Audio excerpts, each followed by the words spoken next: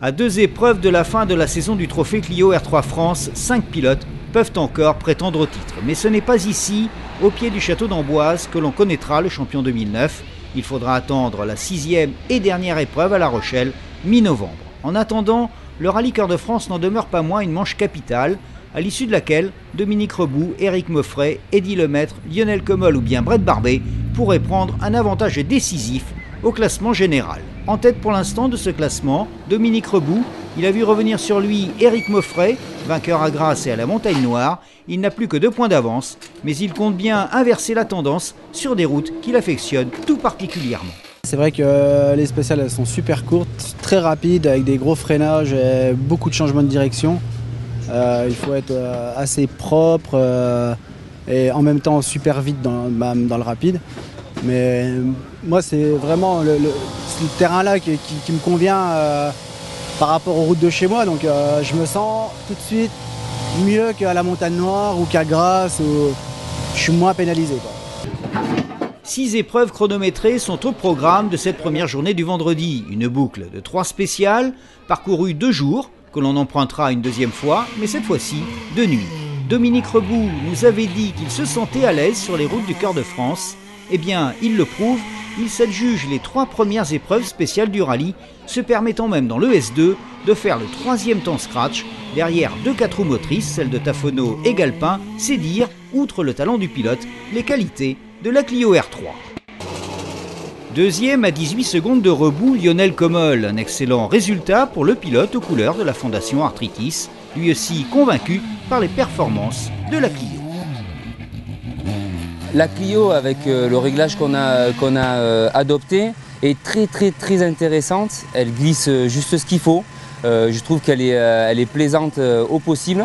Je pense que c'est une voiture qui est très efficace. On n'a qu'à voir d'ailleurs déjà la place au scratch de la tête du volant, qui est quand même 5e au scratch. Donc oui, elle est encore une fois sur un terrain comme ça, très efficace. Je pense qu'elle a un châssis vraiment fabuleux. En 3e position, Eddy Lemaitre, le pilote normand un peu en dedans. Il n'a pas encore tout à fait oublié sa violente sortie de route au rallye de la Montagne Noire.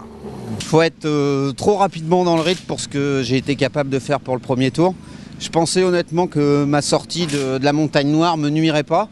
Et dans la première spéciale, dès que je suis rentré dans les bois, je sais pas, mais j'ai lâché, quoi. J'ai pas été, voilà. Alors la deuxième, un petit peu pareil, un petit peu mieux. La troisième, je commence à trouver le rythme. Juste qu'on a perdu une attache capot, donc on a fait la spéciale avec le capot mi-ouvert, donc c'est pas terrible, mais je crois que ça va venir. Des petites fautes cumulées font que Brett Barbet occupe la 4e place, mais il reste dans les temps de Lemaitre et Commol, alors pourquoi pas, si l'on fait abstraction de ces petites erreurs, pourquoi pas reprendre les 3 secondes qui le séparent de Commol dans les 3 spéciales à suivre.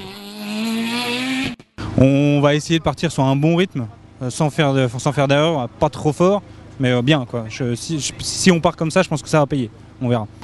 Une incursion dans les vignes, dans une portion très rapide. Éric Moffret et Gaëtan Houssin ont juste abîmé un tout petit peu la voiture. Un miracle. On a tapé sur la porte du côté de Gaëtan. Ça a impliqué la vitre cassée, la portière et l'aile arrière qui sont abîmées. Maintenant, en termes de mécanique, il n'y a pas grand-chose. Le train arrière a touché un petit peu. Effectivement, on est parti en travers à haute vitesse. On était en 6e.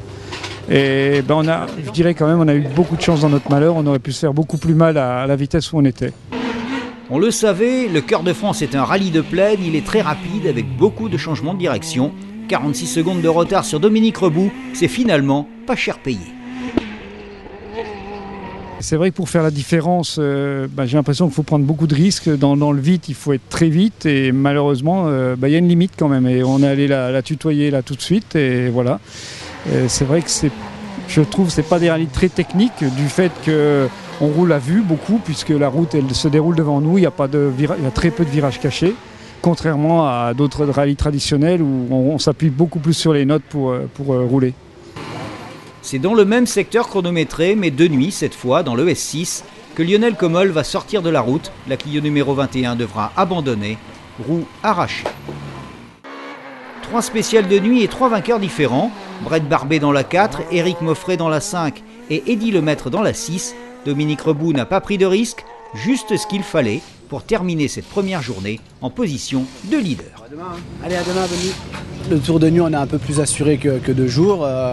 Bon, on ne peut pas dire qu'on commence déjà à gérer parce qu'on n'a pas fait, on a même pas fait un quart du, enfin on a fait un quart du rallye. Donc, mais bon, je me suis dit que demain il ferait jour, que cette nuit, enfin que de rouler de nuit là, je vais essayer de pas faire d'erreur et on verra demain quoi. Brett Barbet occupe la deuxième place à 21 secondes de Rebout. Il devance Eddy Lemaitre de 7 dixièmes de seconde seulement. Éric Mauffret, lui, est toujours distancé. Il est à 28 secondes de Lemaitre, mais rien n'est encore joué. Il reste 7 épreuves spéciales pour atteindre le terme du rallye. Coup de théâtre dans le premier chrono de la deuxième journée. Dominique Rebout sort violemment de la route. Heureusement, l'équipage est indemne. Et c'est Brett Barbet qui prend le leadership du trophée. Une position qu'il perd dans la spéciale suivante, dans le S8. Il laisse le commandement à Eddy Lemaitre.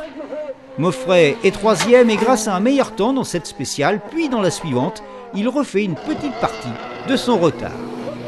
C'est dans le S11 que Brett Barbet va reprendre l'avantage. Et au départ du 13e et dernier chrono du rallye, il compte 7 secondes et demie d'avance sur Eddy Lemaitre. À 15 km du dernier point stop, ça devrait passer.